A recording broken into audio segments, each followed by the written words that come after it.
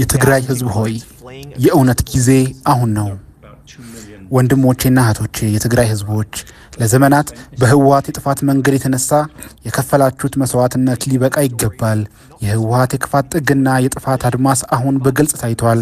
ህወሓት ስልጣኑን ለማስጠበቅ ሲል እልፍ አላፍ የትግራይ ወጣቶችን ለእልቂት ዳርጓል። 13 years. They killed a 13-year-old child. Yes. ህዝብን ለረሃብና ለስቃይ ዳርጓል። የትግራይን ምድር አውድሟል።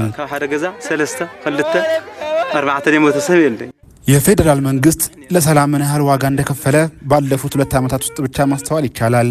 መንግስት የትግራይ ህዝብ የገዛ ወገኑን መሆኑን አምኖ ሰላምን ለማስፈን ደከመኝ ሰለቸኝ ሳይል ሰርቷል። ይህንም ለማየት አቶ ጌታቸው ረዳ ራሳቸው ሁመራ ድረስ ተጉዘው የትግራይን ህዝብ በግንባር ቀደምነት አነጋግረዋል። ይህ የሰላም ፍላጎት የህዝብን ድምጽ የመስማትና ሰላምን የማስቀደም ታላቅነት ነው። ጥያቄ እንደሌለው ተገቢነት እንደሌለው ጥያቄው አደባባይ የምታልፍበት ምክንያት መኖር የለበትም። ተከዜ ከጦርነት አውድማነት ወደ ሰላም ተሸጋግሯል። በአንድ ወቅት የጦርነት ግንባር የነበረው ተከዜ አሁን የሰላም ምልክት ሆኗል።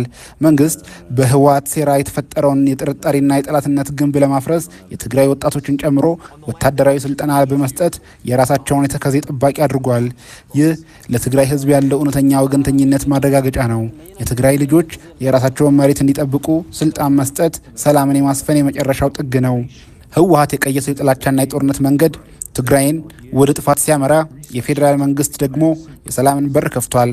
አሁን የትግራይ ህዝብ ራሱን ከህወሓት የክፋት አገዛዝ ነፃ ለማውጣት ወሳኝ ወቅት ላይ ይገኛል። የጌታቸው ረዳ ቡድን ለሰላም የዘረጋውን እጅ ተቀብለን ከደብረ ጽዮንና መሰሎቹ የጥፋት ኃይሎች ራሳችን ማዳን አለብን። የትግራይ ህዝብ ከዚህ በኋላ በከንቱ ጦርነት መማገድ የለበትም። የሁመራውን ስብሰባና የተከዜን ጠባቂዎች እውነታ ተመልከቱ። ሰላም፣ ልማትና ብልጽግና በትግራይ እንዲሰፍን የሰላም ጎራውን እንቀላቀል።